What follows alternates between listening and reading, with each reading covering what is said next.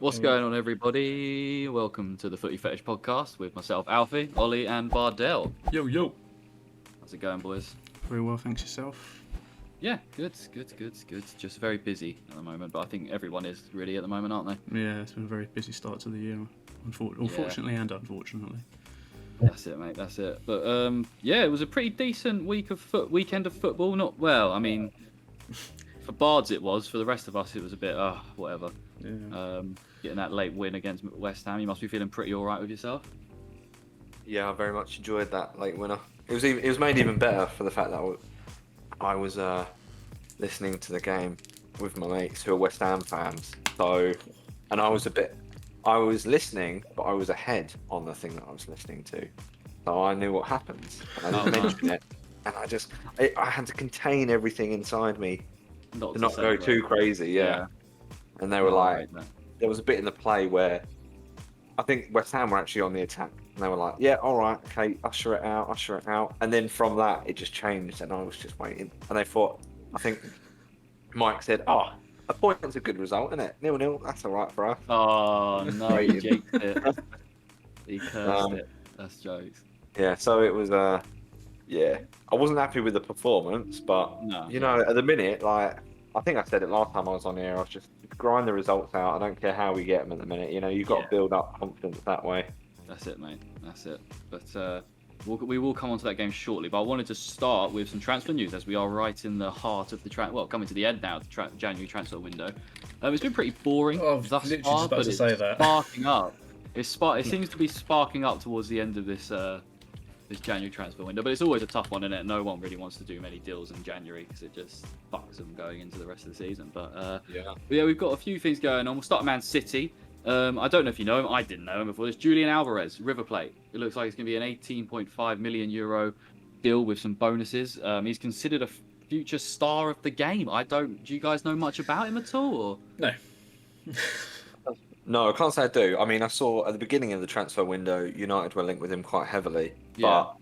But from all the sources, from when you trace them back, it seemed like it was a whole lot of nothing. Right, yeah. And it probably was a case where City were always in for him. They were always going to buy him. So link him with United, then you're always going to have news articles. And when it comes out, people are going to be like, "Oh, City beat United to the player," but I don't actually know much about him, so I can't be disappointed because I have no idea who he is. But fair enough. I know he's an attacking player, and you've got attacking player in spades at the moment, so it's not really, I imagine, too much of a concern for United.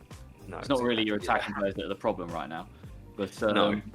But yeah, I mean, if Pep wants him and Pep thinks he's a star, I'm sure he's going to be fucking incredible come a couple years time. Do you know what I mean? Yeah. So yeah, we'll see. But obviously, the big movers. Well, that's all the news coming out of Man City. But the big movers obviously been Newcastle. Obviously, already signed Chris Wood and Kieran Trippier in this transfer window, and they are closing in on Diego Carlos from Sevilla, defender, I believe. Or did they fall apart? Actually, did those negotiations fall apart? I think they might have done. I think Sevilla said, they're not going to. Yeah, no, they're not going to budge now. Right. If they're going to get him, they need to pay the release clause. But also as well, they're going to be desperate for a centre defender this week. And I know there's that whole Lingard story as well. But then United are just taking the piss, and I love it. I kind of appreciate it because that's what they did with Longstaff, is what I'm saying. Yeah. So that was 50 mil. So no, fuck it. Yeah, I did. Newcastle fans are moaning about how they're getting treated differently. I was like, well, that's going to happen, isn't it? Well, of course it is. Yeah. The buyers that you've just had come into the team in the front. And I also feel I've seen a lot of articles that have apparently from Lingard's camp and them being, furious about it. And I'm like, well, if he's that angry, he wouldn't be in Dubai training with, doing warm weather training with the squad. Exactly. Yeah. And also, he could have gone probably in the summer if West Ham or another club actually bid the amount that they should have for him. Yeah. And so I'm kind of like, I don't mind the Van der Beek stuff, which we'll get onto, but Lingard, if you want to keep him around for 6 months, then I don't see why not. I think anyway. They should definitely. United should definitely push for some sort of deal for Lingard this January, just to recoup some sort of money, because otherwise he is just going to go for free. But I like it. I mean, fuck it. Why they're not there to just give him away, are they? Like, No, so exactly. you know, And it would probably be in United's interest for Newcastle to go down anyway. yeah, of course. I think it's in every Premier League club's interest for Exactly, Newcastle to get relegated right now. Definitely. Yeah. But so yeah, the Jesse Lingard move. Also, I've seen that they're in for Leon midfielder Bruno. I'm sorry, I'm going to butcher this. Guimaraes. Yeah. I don't know how you say his I know who you last name, mean, but yeah, him. I don't. Again, a player that I don't know too much about, but I also heard that I think it was maybe Spurs or someone were looking, or maybe Arsenal.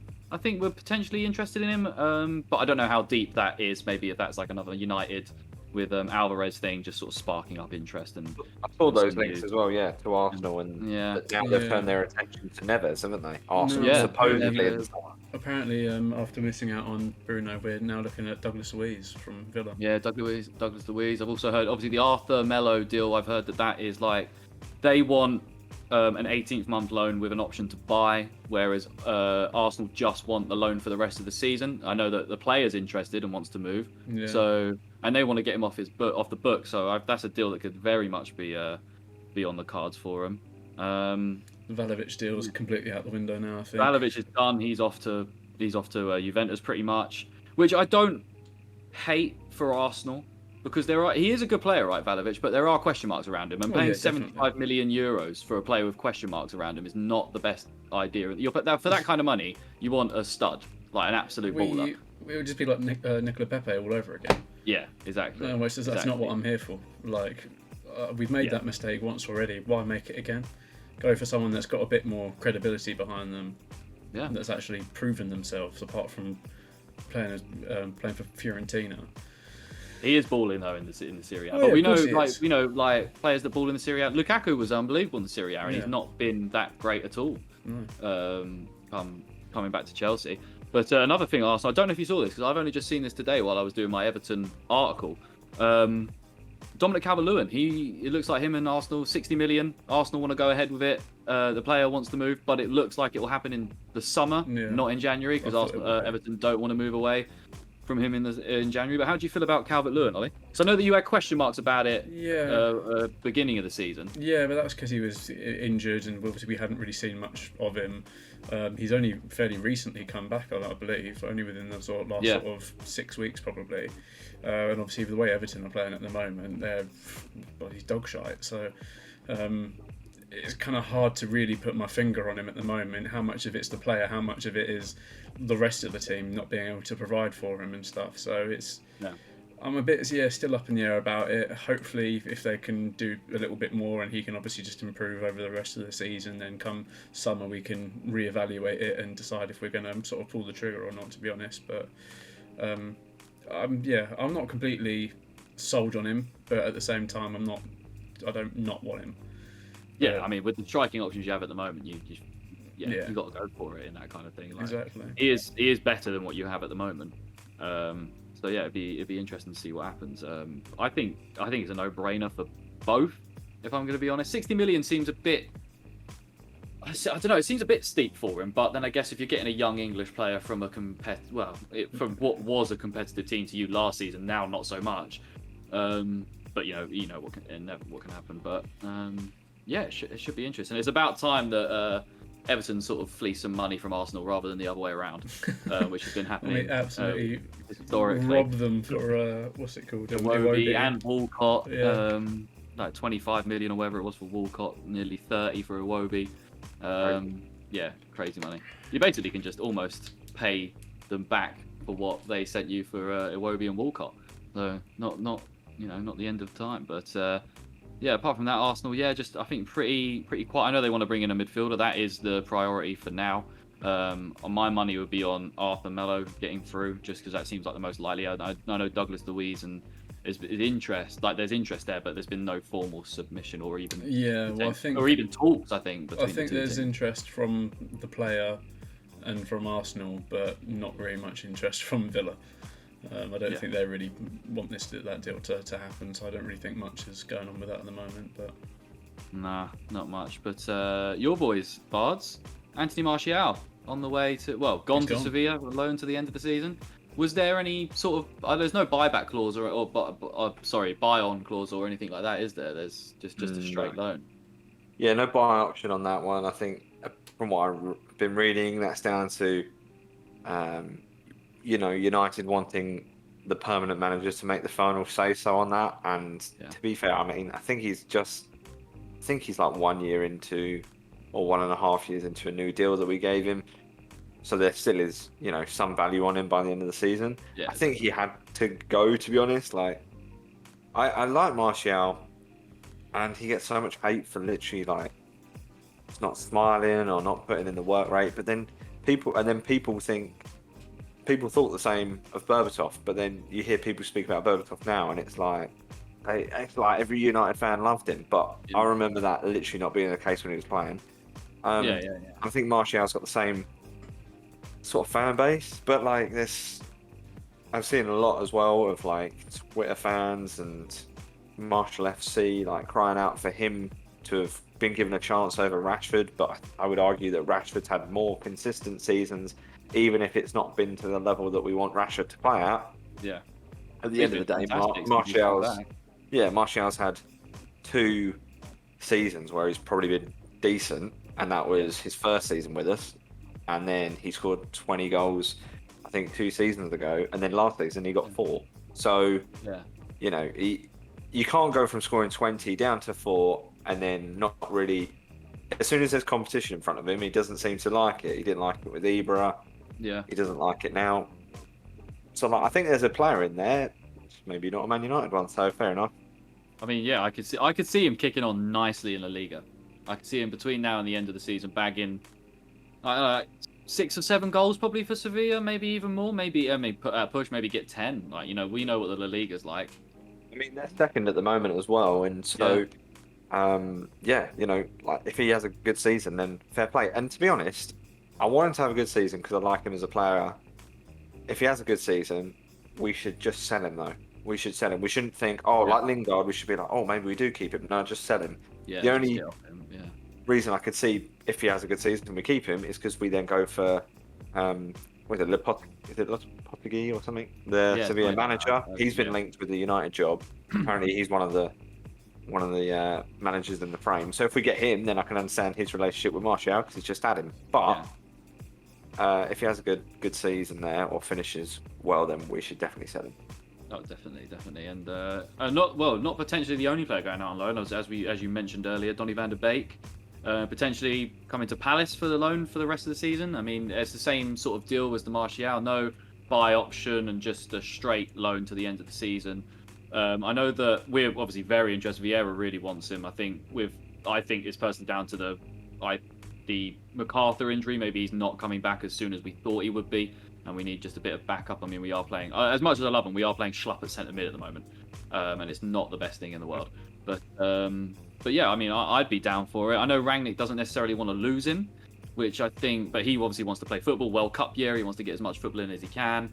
I think it's a potentially great move for him and for Palace. I think it should be viewed as a good move for United as well, because I think.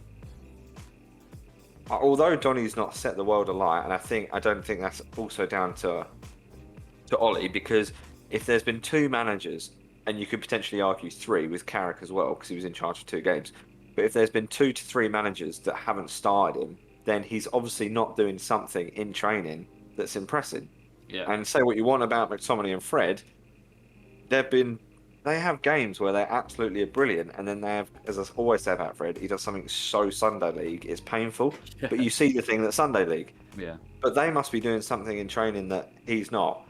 I think for him, he was going to go to the Euros, and he was going to probably start in that, and then he got injured in training, so then he came back. And I think that has had a knock-on effect, because had he played in that, I think he maybe would have been in form, he would have been fit, he would have been it would have been intense as well for him. So I think he might have had more of a case for being in the United team. But, we can't forget as well, when he came from the Dutch league, they finished that season early because of COVID. So he was out, when he came to England, he was out of the game for, 6 months. And that's a long time to be out of football. And then to not play for a year, pretty much be on the bench, he's not caught up to English football. I think it's a great move. Get in there. If he goes to the World Cup, then that will make him even fitter, hopefully.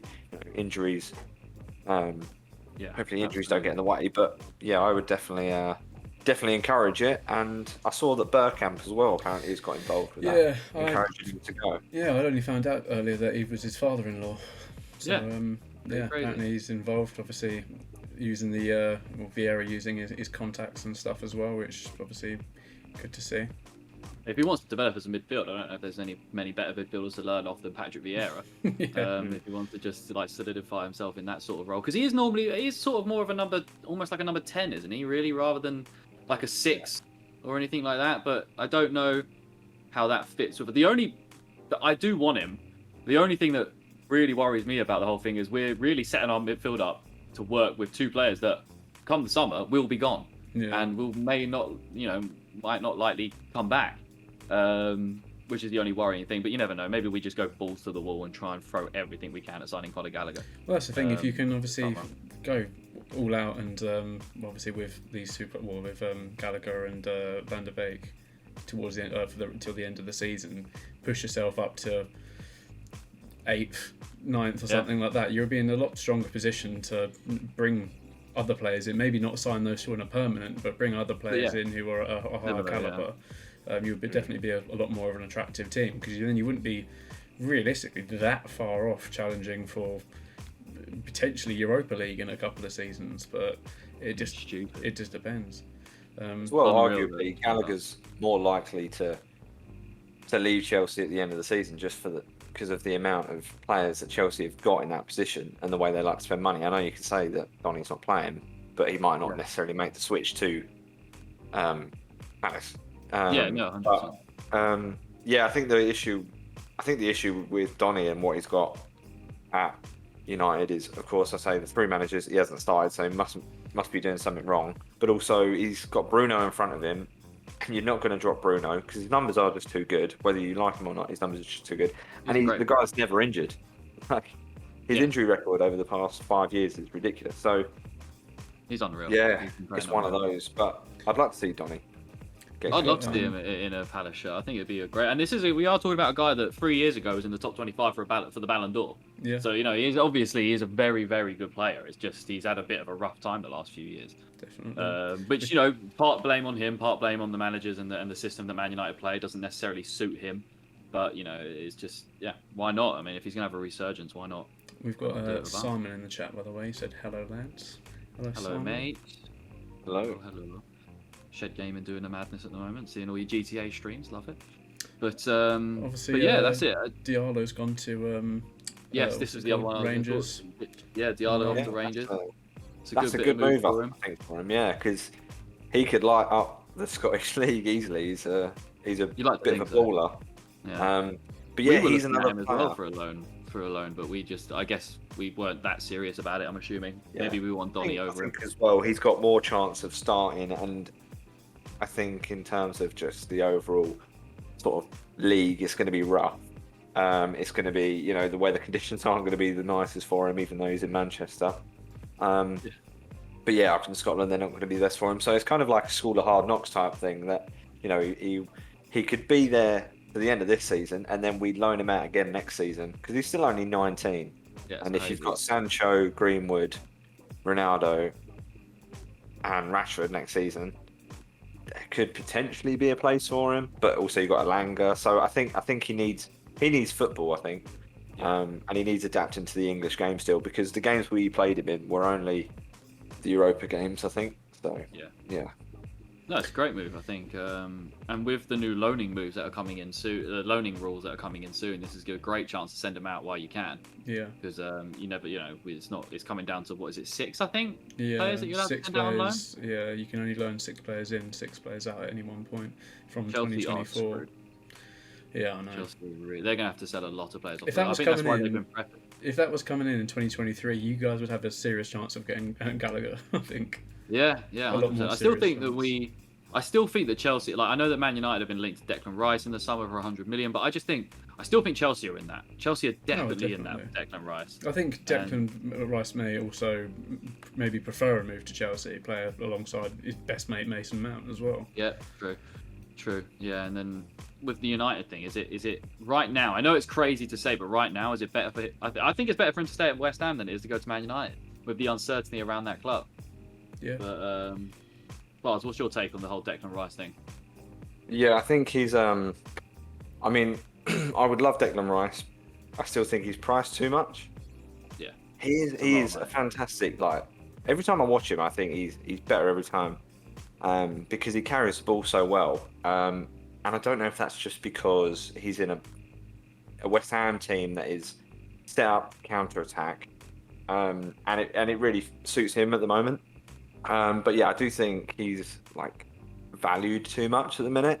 Yeah. 100 million for a defensive midfielder. I was literally just about to say that. That is a stupid amount. Like Kante wouldn't go for that money. Obviously, I know Kante's a bit older and stuff, but he wouldn't go for that money. I personally think that United as well, if they're going to go for a player like Declan Rice, which I think they would love to, but I think the reason why they've got Rangnick in as well is because they want to go down the route of spending a bit here and there. I don't personally think they want to do these big transactions anymore because they're just not working. And I think if you're the Glazers, they just want their dividends and they want their money, so they don't want to be paying out all this money at the end of the day. So I think the reason why they've got Rangnick is to spot these talents that are, in and around Europe, and they're going to cost them like 20 to 30 mil. And they can. You'll see a lot of Bundesliga talent come to Man United, I can imagine, with Rangnick's links over there. I think also you got to think, because you've got players like, is it Kamara, I think, or Zachariah. I know that he's been very quite a few teams. Hadara. Players like that, but also you've got Tielemans as well. So for the price of Rice, for one Rice, you could pick up Tielemans next season and one of those. That's two players for less than what you're going to get Rice for, and then probably paying wages. Oof. They're the sort of things you've got to like. Tielemans in a United, that would be very interesting. Got a couple of messages from the Rap Kid come in saying, hey. Yes, it's a high price tag. What happened to Amad Diallo? I think you probably just missed that conversation we had. He's gone to Rangers on loan for the rest of the season. And they said United signed him for 30 plus from Atalanta. Yeah, he's just been put out on loan for the rest of the season. If he's not going to be played at United, might as well go on loan. Yeah, man, he's so I think it's a good move. He's 19. 100%. It's a lot of money to pay for that, for that kid. But you got to develop him, and if he can't play at the minute at United, and let's face it, I think the plan was to send him out on loan at the beginning of the season anyway, and he got injured, so he was never really a part of this season's plans. So I think that's a great move for him. Get a bit of British football and even like with the youngsters coming through, it's obvious right now. Rangnick prefers Elanga, who was playing very well, I think, in the last game that he played. Well, not the Brentford game. Brentford game he did well. West Ham, I thought he went missing towards 60 minutes, but yeah. I mean, and he's working for the manager, and. I'd love to see more young players come through. I think Hannibal, when he gets back from African Cup of Nations, he's going to be coming through. Apparently, he really likes him. And there's a lot of young players, I think, next season, which I can see coming through. So, young players have got the attitude, haven't they? Exactly. It can only try and sign someone like Bentancur as a DM, says the Rap Kid. Yeah, Villa are quite interested in Bentancur, which is a bit mad. But I don't know, United, I don't know, it's one of them things where you don't know too much. Maybe they are interested. I think as well, and it probably goes to the same as like Arsenal and maybe not so much Chelsea, but actually particularly Arsenal, because of their American owners, right? Let's say you buy that guy who's like 6 million or something. I can't remember where he's at. He's plays in the German league. And he's 6 million at the moment. He still runs out in the summer. Let's say you pay 6 million for him. Whilst the deal sounds great and it's a DM and you're thinking he's going to solve a problem, that's it. That's all you're getting. Yeah. Don't expect United to then go out for another DM in the summer, and Arsenal would be the same. If Arsenal did that, their owners would be like, well, you got your DM. That's it. Yeah. Don't expect them to then go for someone else. So I think whilst there's these players and Villa get linked with them, and Everton can get linked with some players, and you think, why aren't United going after him? It doesn't. I think these clubs have to be smart and think, right, we need a ROI. They need a return on investment at some point.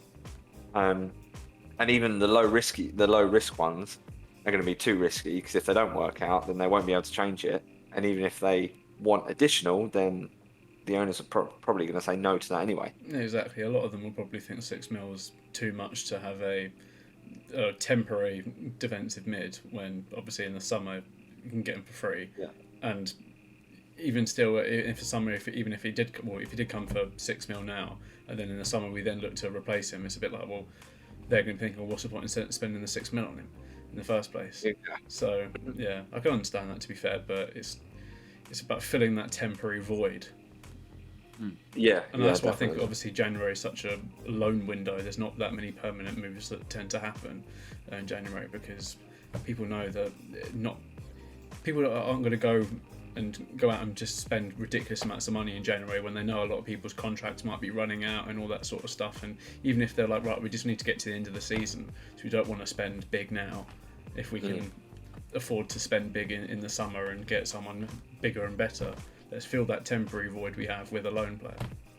The ones that do are the ones that are in trouble, like relegation battles and things like that, because they literally they need it now. Whereas you have teams like even Palace, if they can get in loan players, and that's a bonus for them. They don't feel the need to go out and spend the money right then and there, because they can get through to the summer. I think that's the only purchases are going to be from those that are in trouble, really. Yeah, It's like an agent's market, isn't it? Like, agents love January because that's when they really try and peddle it all. Oh, yeah. Well, that's the thing. Whole point is agents want to move their clients as much as possible to get money for themselves. Yeah. If they're not moving players, they're not getting paid, right? Exactly. So, but yeah, no, it's coming to a bit of a madness at the moment. But Spurs are also looking out there. They're trying to offload Ndombele and Dele Alli. I know Ndombele's been linked to PSG, but they want PSG to pay like a loan fee, and PSG just aren't going to do that. Why would they? They don't particularly need Ndombele. It just would be a nice addition to their team. I don't think it'd be that nice, to be honest. They've got Gigi on Alden, and he doesn't even want to be there. Yeah, true. I mean, I like Ndombele. I still think he's a fucking class player. It's just that he's just got some problems in maybe his attitude, or maybe it's just Spurs. I'm surprised at that as well, because Pochettino, he did buy him, but he didn't want him, did he? Or did he?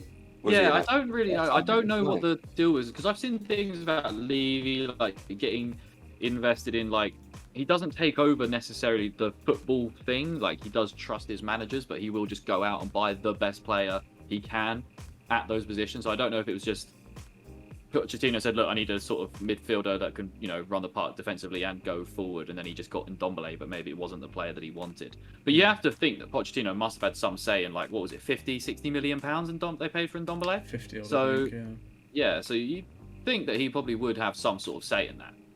Well, you think the manager would have some sort of say in who is going into their squad anyway.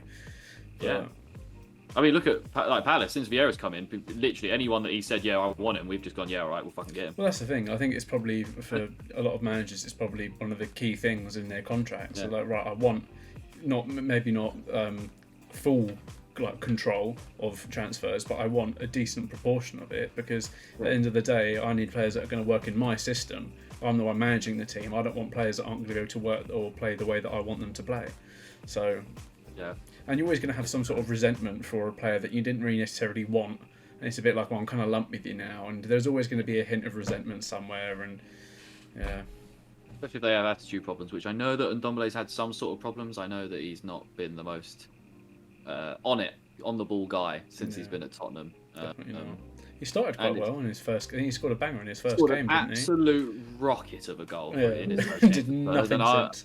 Just rubbing my hands together like, this player is absolutely wicked. But I think the one to watch is Dele Alli, because I wouldn't have said that anyone were going to get him now, but Everton have lost Delph and Decore for like a month, 4 weeks, I think it is. Yeah, so I can now see them picking up like Dele Alli. Hilarious. Speaking on of a loan, but you ever seen who else Everton are interested in? Thomas Muller. Oh yeah, I sent that to the group. Thomas Muller. Let's go. A player they will not get. Let's be honest. Unbelievable that they're even mentioned in that. They don't have a manager yet, but we will get.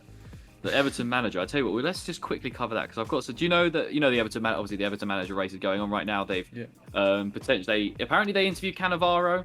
I don't know if that's bullshit or not, but they've interviewing Frank Lampard right now. But the favourite to get it, and I'll be honest, lads, I never heard of the Don before today, is Vitor Pereira, the former Porto manager, former Besiktas manager who was fired in December.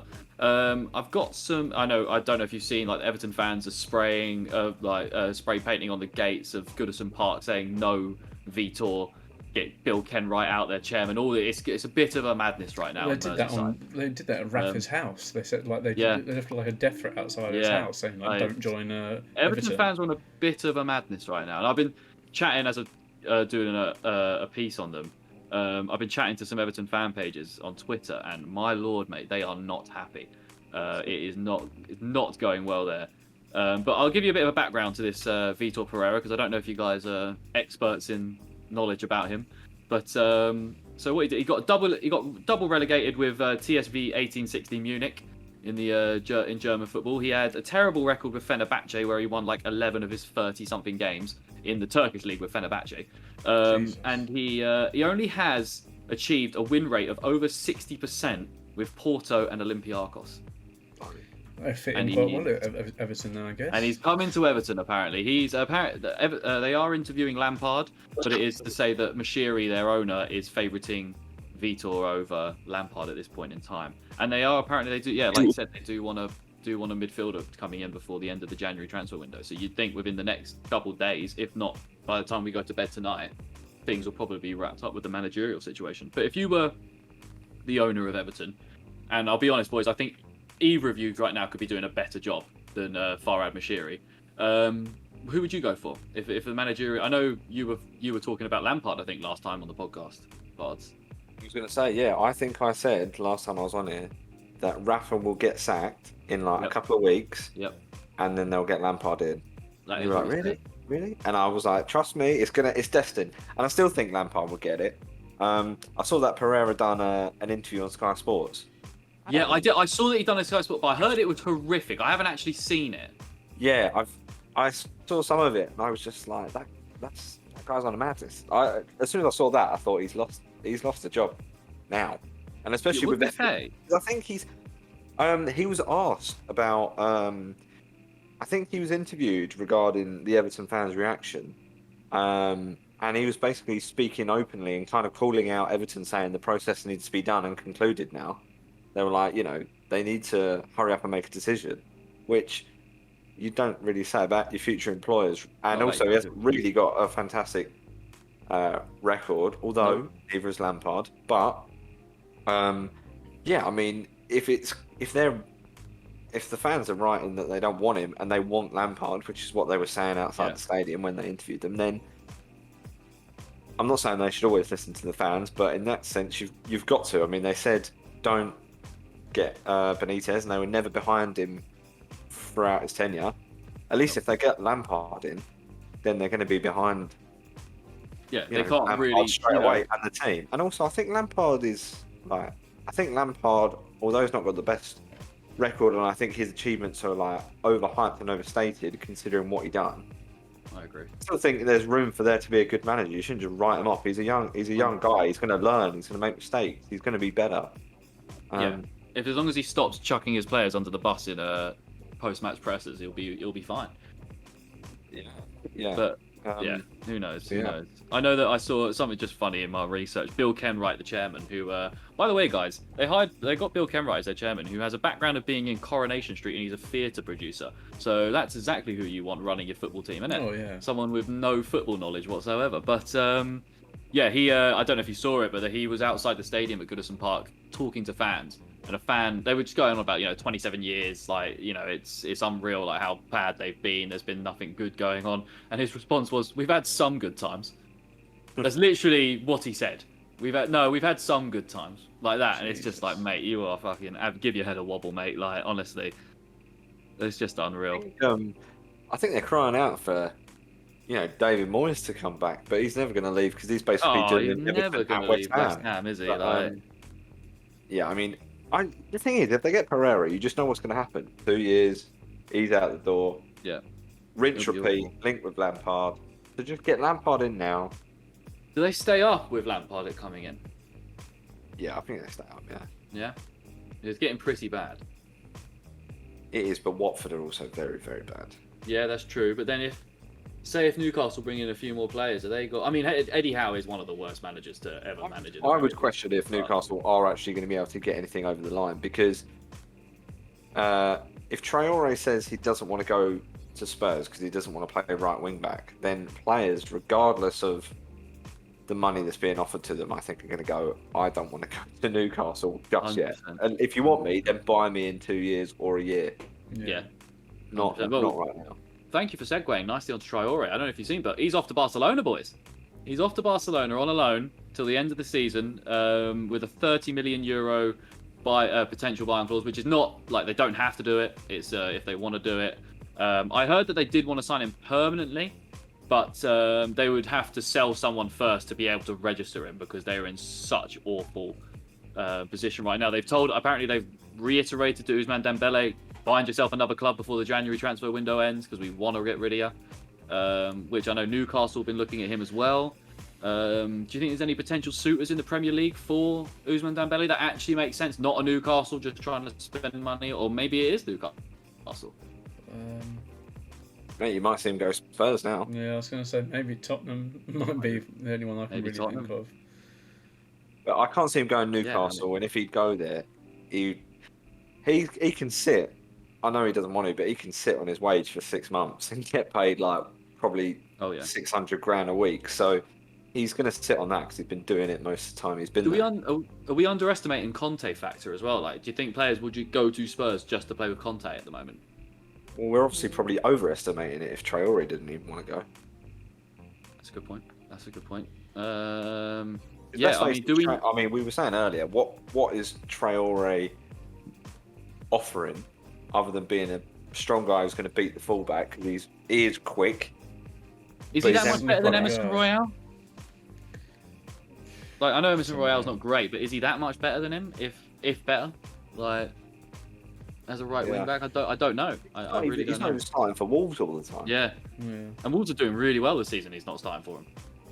So who knows? But talking about Wolves, they have I don't know if you saw, but they have triggered the option to buy Hwang Hee-chan from I've forgotten where it is. Salzburg, is it? Yeah, I think so.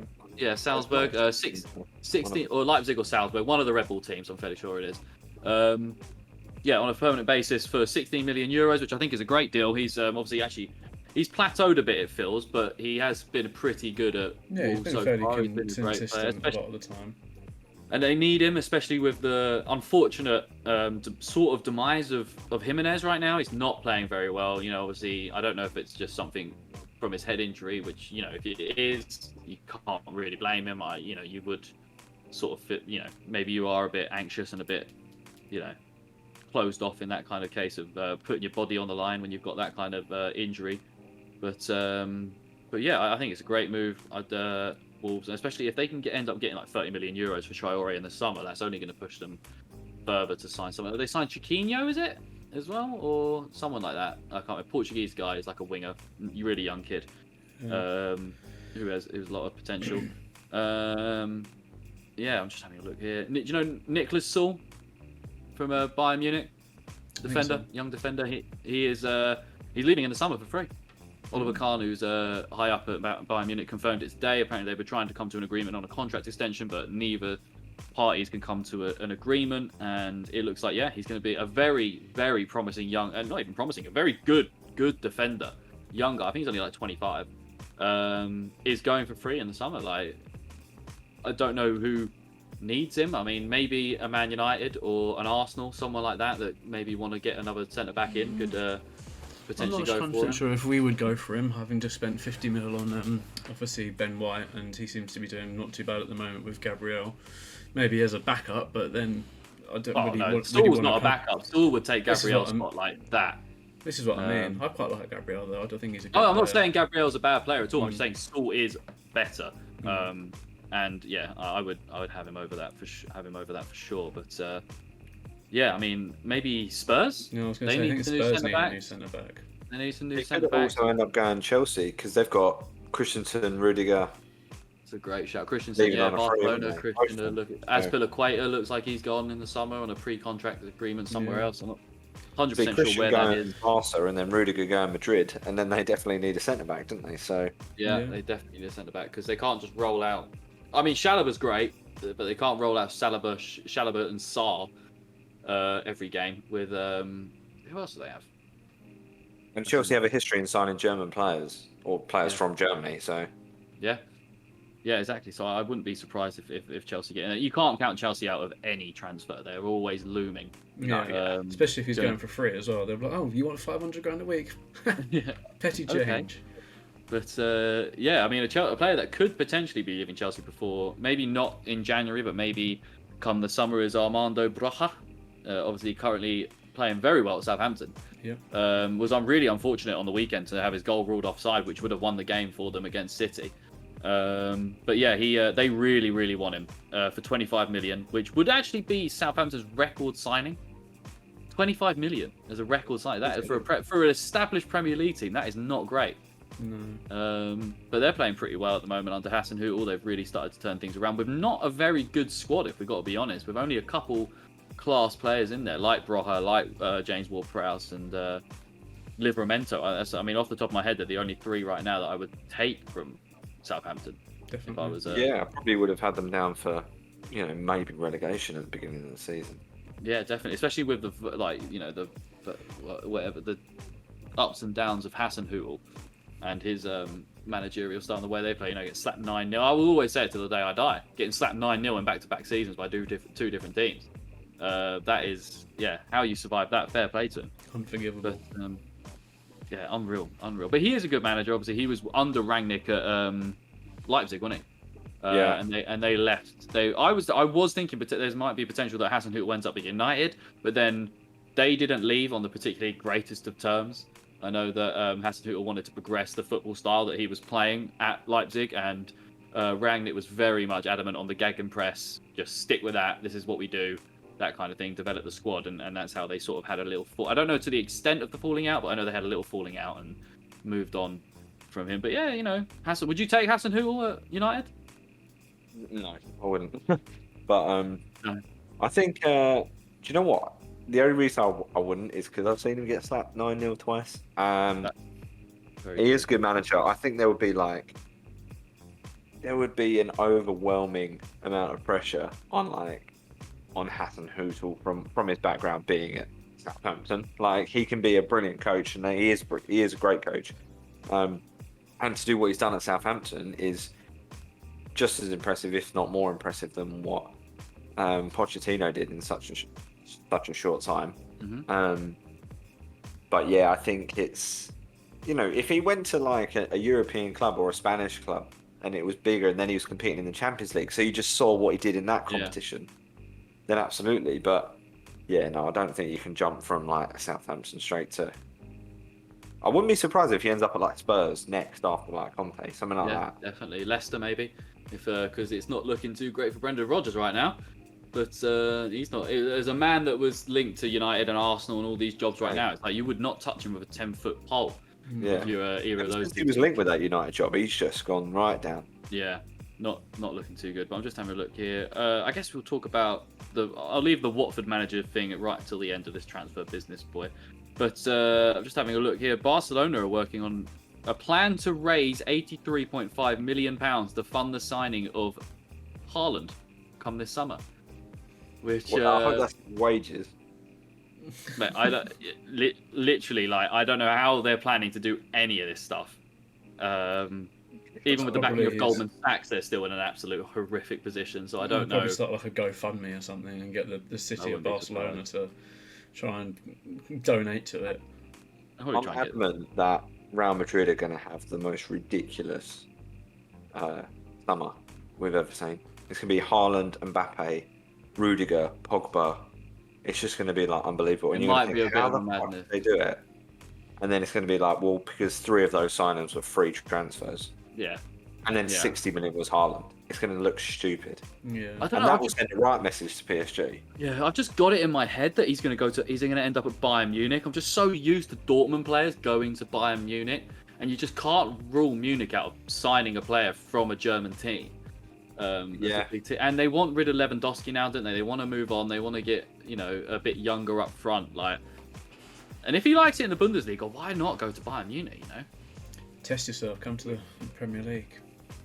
My original thought was maybe City, but if City have got that Alvarez guy, and the way Pep works, he gets Jesus and he says he's a striker, then he doesn't play him, and then he plays him on the left wing. He likes interchangeable front three anyway. It's just you don't know who's who, or who's playing where.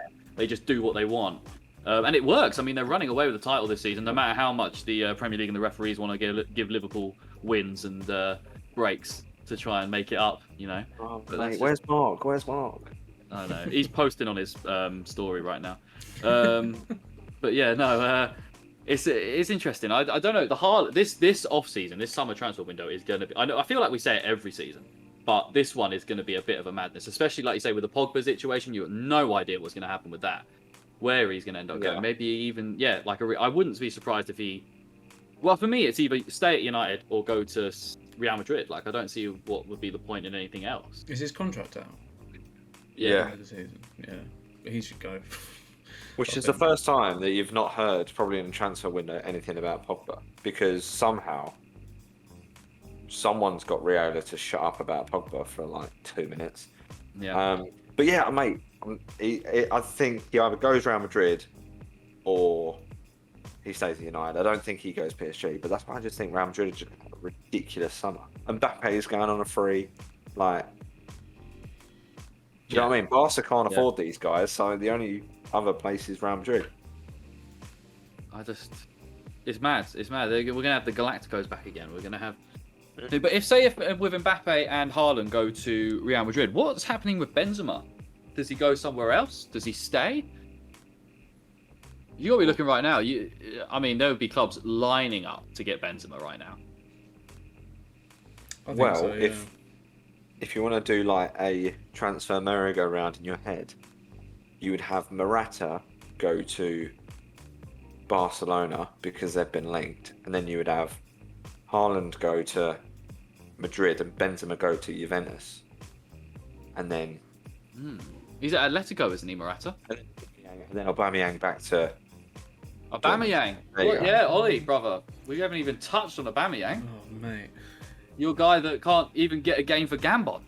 Can't even get a game. He's not even been taken to Dubai for the training camp. Well, there must be a serious attitude problem with the guy, or something. He must just be a bit of a dick or something, right? I can only assume that something's happened and he's just become a prick.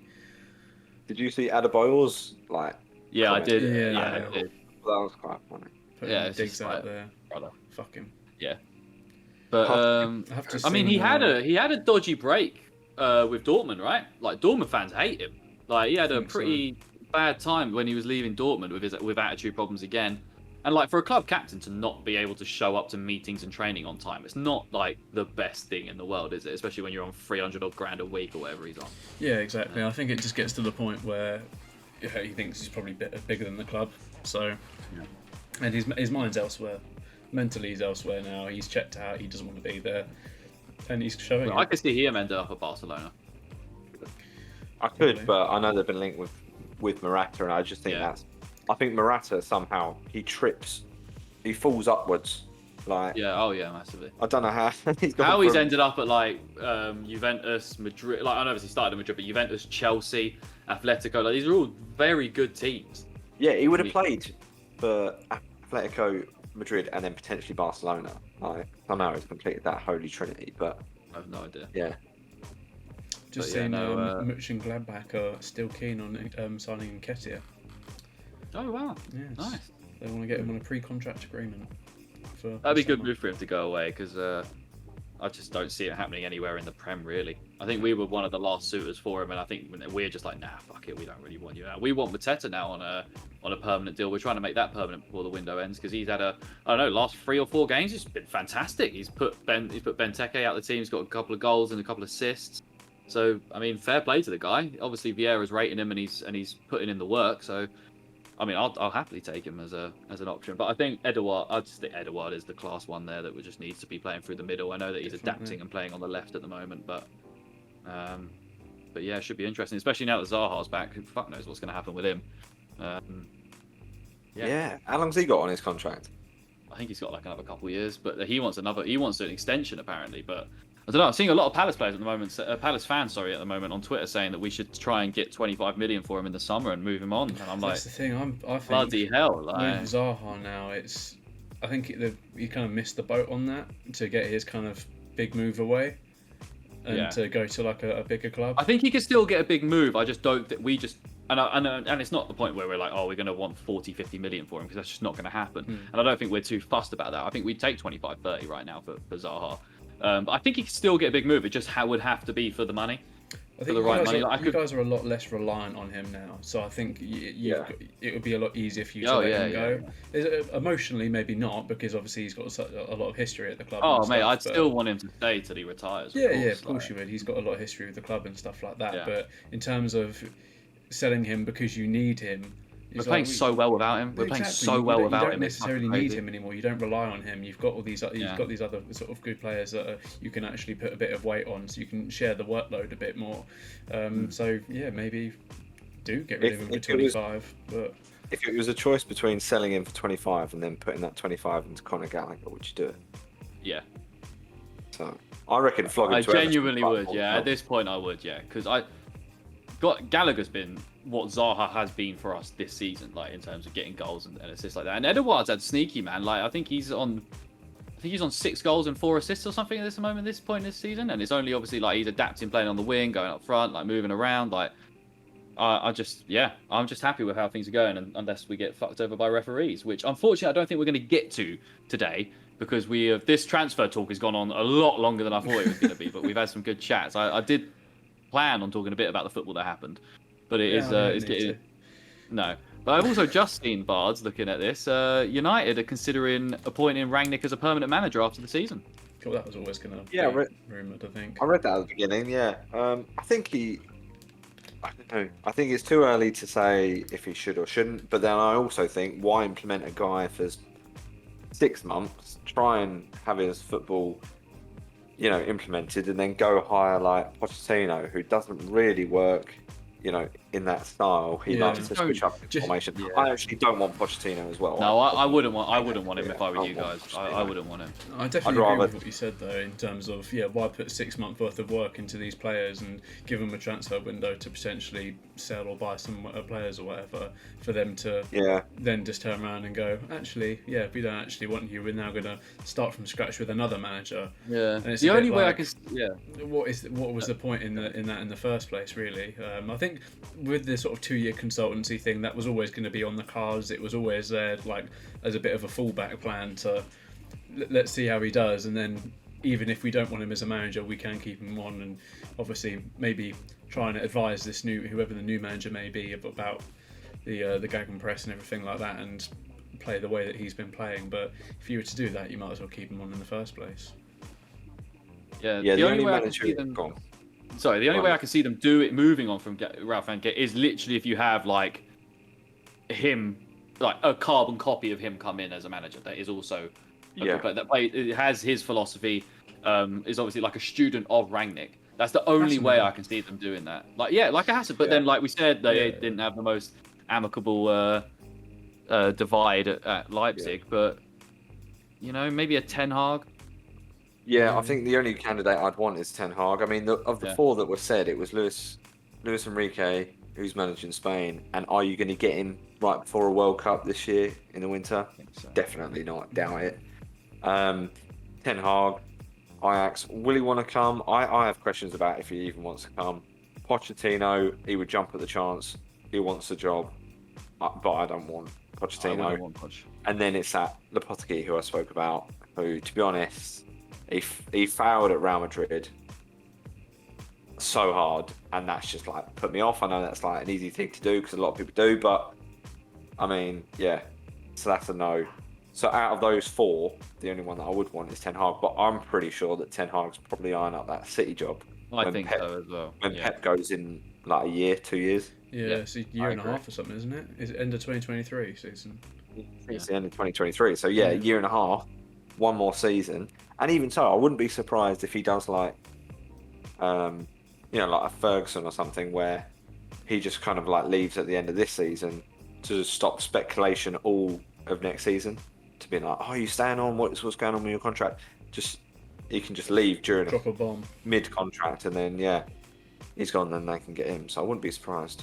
I think it'd be a good idea for them to keep Rangnick in. I mean, like, it's been better than what it was under Ole so far. You just got to see how it goes. Like, yeah, because at the minute it seems like we can only last for we play good for 45 minutes. Now, what side of the half that's changed every single game. We can be crap in first half and then great in the second, and then good in the first half and crap in the second. Like, it changes. So until a few wins and be like, oh, you know what, I can see some actual development, then that's great. But then also, this is why I think it would be good if you're going to keep him in. Then a vote of confidence will be buying a player this month. Yeah, 100%. Because they can do that if they want to do that. But I think if he get a top 4 finish this year, I think it's only right that they give him a chance. It's only right that they give him a summer window where he can do what the fuck he wants, bring him whoever he wants. I know he's already said Maguire and Shaw are basically surplus to requirements at this point. Once he gets the players in that he wants, which is fair enough. I mean, I get that. It's not exactly been. I mean, this summer's going to be really tough. Cavani's going. This always turns into a Man United talk, but it does. Cavani's going. Pogba's going. Ronaldo's only going to have 1 year left. Lingard's gone. Van der Beek will want to leave. So yeah, there's going to pretty much be a whole structure that's going to be needed. Bailly wants to leave. Do you know what I mean? There's so many positions that need filling at that point. But again, he likes to work with a really small squad. So yeah, who knows? I think Maguire's had such an up and down time at United. Some parts of last season he looked incredible, but then now he's just a bit shit. Really, he's just not doing what he was doing. I still think at progressing the ball forward, he's one of the best defenders in the league at doing that. But I just think going back and actually defending is just so questionable. Yeah, I mean, he was world class at the Euros, and when he came in, without doubt, he transformed the defence, because we became one of the best teams at conceding goals. And then I think the season after that, a bit iffy. He started iffy because of the whole Greece situation, and then he came into it again, had a good season, and then Euros, absolutely brilliant. This season, him and Luke Shaw have just started off shit. But as I said it on this podcast before, so many other English players have. Oh yeah. So I think he just needs to write this season off, which is so bad, because that's what I said about Martial, but Martial just never came back from it.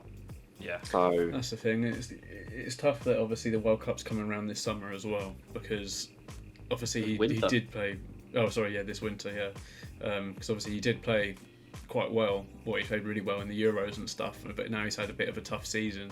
The only sort of way I can see him sort of fully securing and cementing his place in that World Cup squad is if he really just pulls his finger out over the next couple of months, and if he does manage to survive and stay in that squad for the beginning of next season, then hopefully he really sort of gets a lot better with it. But he could very much be looking to be, maybe not. He probably will still go regardless, but he might not be one of the first names on the sheet if he's just. West Ham was our first clean sheet in God knows how long. So I expect next game to be Varane and Maguire.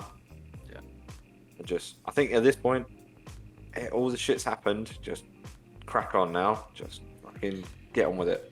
One quick question before we wrap this up. Do you think Varane's been a bit of a letdown? It's hard. He's had a couple of injuries. He's not exactly in the most stable situation. I think we know he's class, but when he played, he's been like levels above people in that defence and in that team. And when he plays, the defence looks so much better. Now, I'm not saying we haven't lost with him in the team, but we've looked so much better with him in it. I think he's been great.